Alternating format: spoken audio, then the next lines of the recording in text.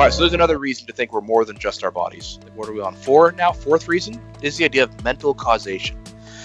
Mental causation refers to the really common sense idea that it seems like our experiences, our conscious experiences, our conscious thoughts actually are able to impact both our other thoughts and the way we act. So for example, if someone asks why I spoke up at a meeting, I would say because I disagreed with the speaker.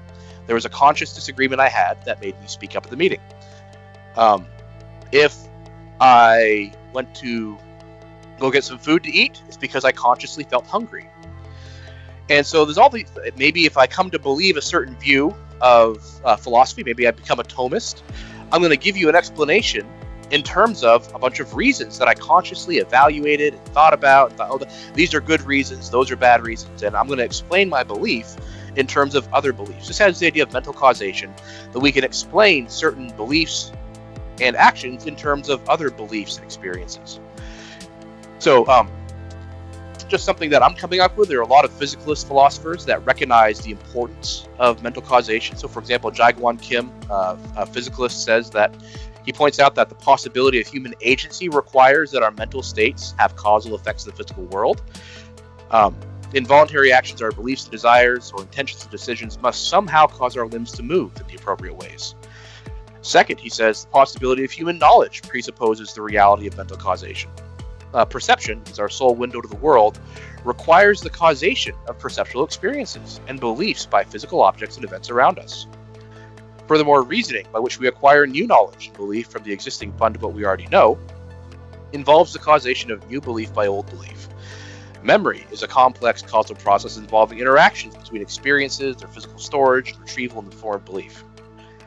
And if you take away perception, memory, and reasoning, you pretty much take away all human knowledge. So, mental causation is important.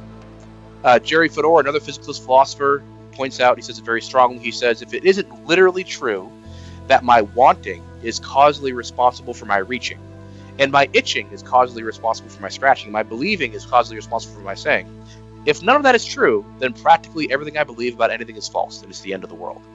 Now that might sound hyperbolic, but think about what it would be like if none of the reasons we ever thought we did or said anything were true. It would mean that our entire knowledge and view of reality is all fundamentally false. And so I think that's what he's getting at here.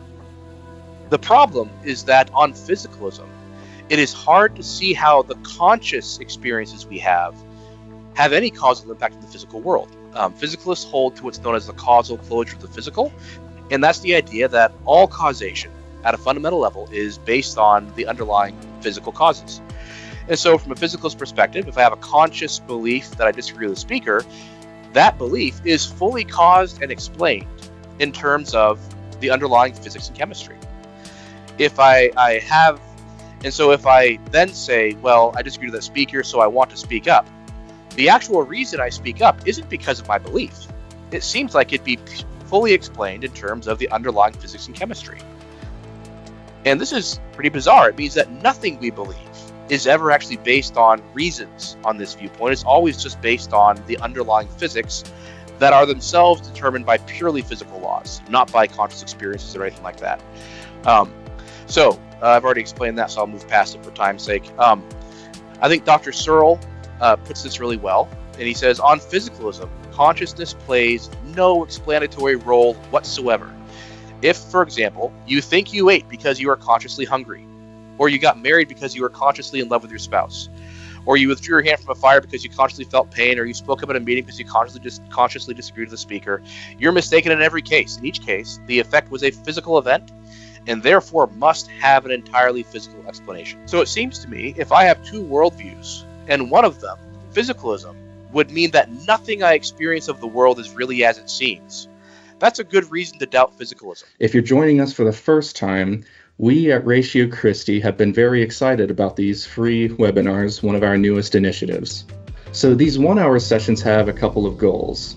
First, we want to give you a sneak peek at the kinds of things we talk about on a regular basis, things that can equip you with historical, scientific, and philosophical reasons for believing that Christianity is true, and reasons that you can share with skeptical friends.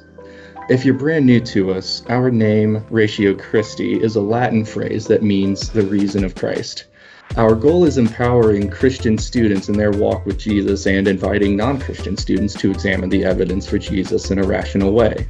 Second, what we want to do with these webinars is introduce more people to those of us on staff that are doing the boots on the ground work in this ministry, potentially near you. Perhaps it's the case that you've heard of us through the grapevine but don't know anyone in the ministry, or maybe you don't know what we do. If you're interested, when we're done here, we encourage you to go to our website, ratiochristi.org, and select the chapters tab and see if we're near you. If not, perhaps you could start a chapter. So most months, what you'll hear in these webinars are you'll hear from Ratio Christi staff located all across the country, and you'll get to hear some of what they do in their ministry. These webinars are all free and open to the public, so please remember to share these links when they go out and invite your friends.